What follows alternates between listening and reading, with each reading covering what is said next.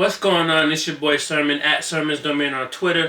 2016 is right around the corner, and with that comes a new generation of artists that are going to blow up. A lot of them have been prepping, with a strong 2015, and I feel like 2016 could be the breakout year for a lot of these artists. So I wanted to list, a few of the ones that I feel are going to stand out in 2016, and I'm going to start with Marc E. Bassy from the Bay Area. You might have heard him on records with Kehlani, G-Eazy. I don't know who else. I'm sure he's worked with other people as well.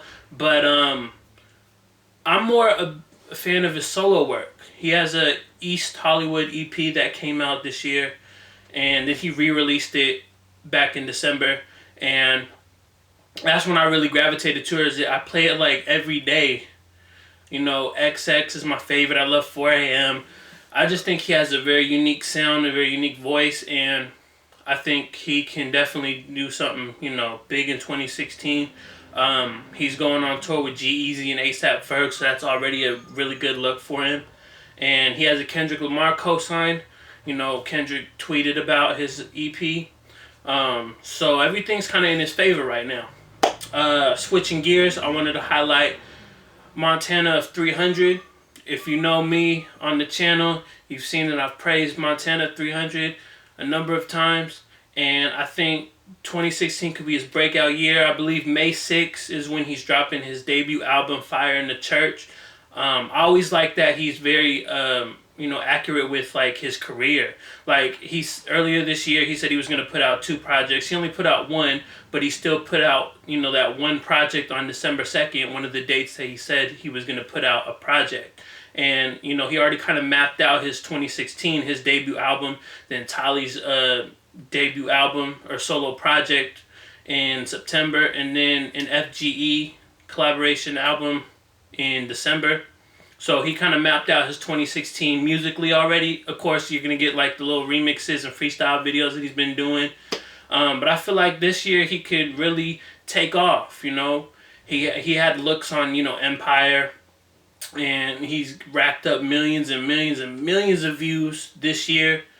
I know there's a bidding war, but I don't know if he's actually going to sign. If he's signed now, who knows? So I think he could be big. I think the one thing that he needs to do in 2016 is hit the road. I haven't seen a Montana of 300 tour. And I think at this point in his career, as big as he's gotten, he could definitely pack out, several cities.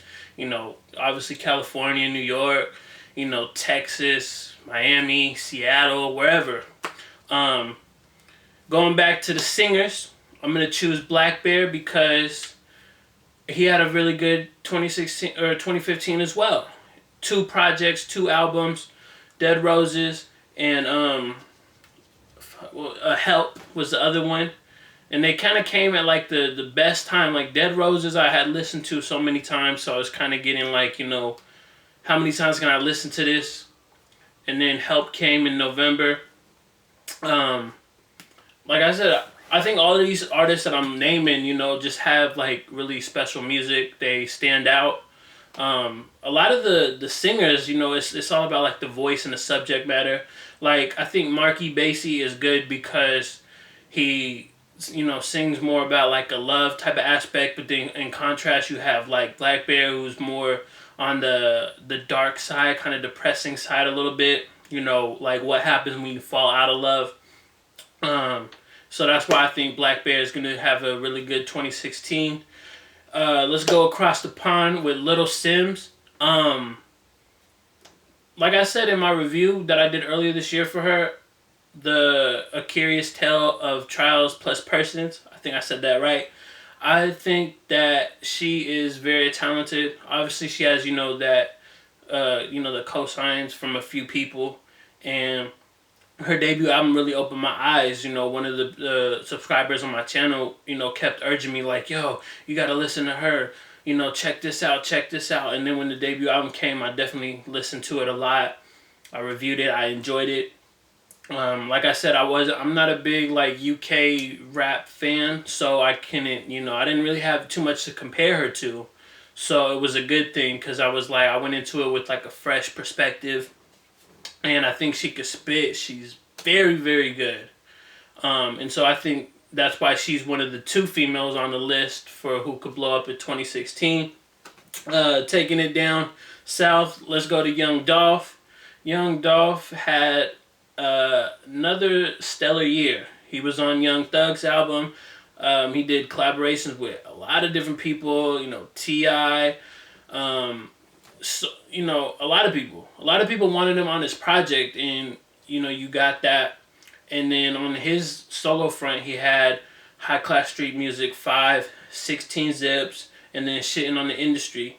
And I think the one criticism I have of Young Dolph, that I've always had of Young Dolph, since I first reviewed High Class Street Music 5, was the fact that he's not touring like he could be. I don't know. I know he's in the South and he's, getting, several racks for a show, but at the same time, it's like, don't you want to expand? There's got to be some way you can expand and tour on the West Coast and on the East Coast and, the Midwest. There's no reason why you can't have, like, a Young Dolph team up with, like, anybody, who's also buzzing and kind of, storm the United States. So I think that's my one criticism of him. Going back to California, we're going to choose Anderson .Paak. He had a breakout year. He had... First off, he was, the one thing that I remember most about Dr. Dre's Compton is Anderson .Paak. I loved his 4 or 5 guest features that he had. He stood out every single one of them, and that compelled me to go back and listen to his album Venice, which came out in 2014. And then he dropped the Blended Babies EP, and then he came out with the EP with Knowledge, which I still really didn't care for, but he really set himself up. In like January, he's dropping Malibu, his next album. It has like Talib Kweli, The Game, Schoolboy Q, all these big names that I know are gonna attract more people. I think he's already on a lot of people's radars, and I think it could be his year. And going to somebody that's kind of in that similar position, and I say that because they both kind of were in the studio with Dr. Dre, Rap City, the other female on the list, she had a quiet 2016. Besides having the guest appearance on Kendrick Lamar's album, you didn't get too much music. You probably got like a couple singles here and there, but there was no full-length project. Her debut album is still in the works. She posted a clip of being in the studio with Dr. Dre, and Dr. Dre was kind of, co-signing her. And so that's why I think she's going to have a very strong 2016, because she didn't put out much music. She got that Kendrick look, and people are checking for it. People are waiting on her to drop something new. And 2016, I know she's going to drop that debut album, and, I hope it does exceptional. And next on my list is Tory Lanez. Tory Lanez, he's on the verge of having a #1 hit single with Say It. He signed to Interscope. He just released Chicks Tape 3 in the New Toronto. And he had his Cruel Intentions EP over the summer. I think he's really setting up, like, out of everyone on this list, I don't think Tory's the most talented, but I think he's going to be the one that really breaks out, because he has that radio look.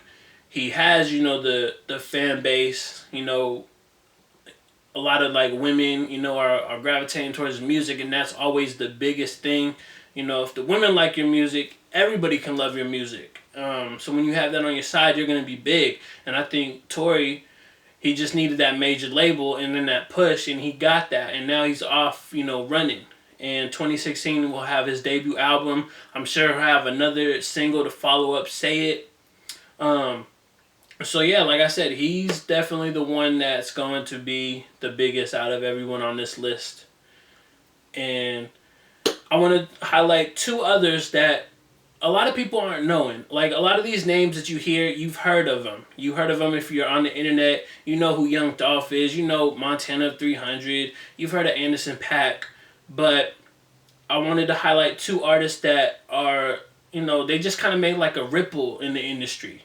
One of them is named Treason. He is, man, I've had his album for months now.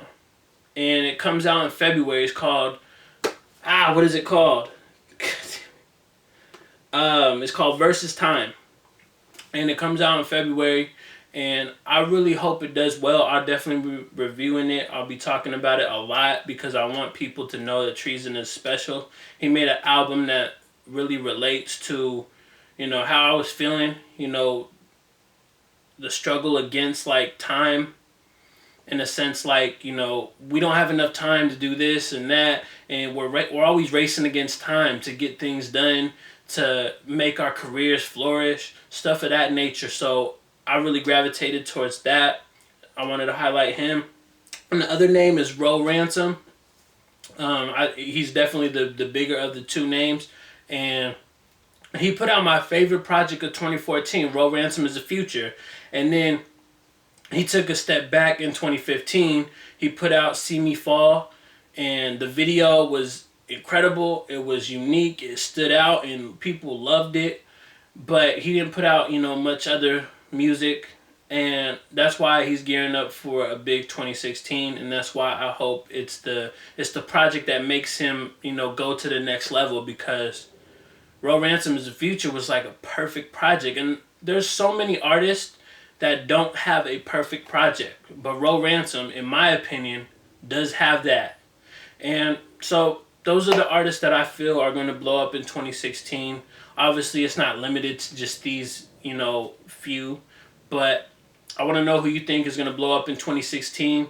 Let me know in the comment section below. Let me know if you listen to any of these artists that I named and what you think about them. You think they got the potential? Let me know in the comment section below. And then like the video, subscribe to the channel if you're not already. Share the video. Follow me on Twitter at SermonsDomain. As always, thank you for your time. I appreciate you for watching. And until next time, peace.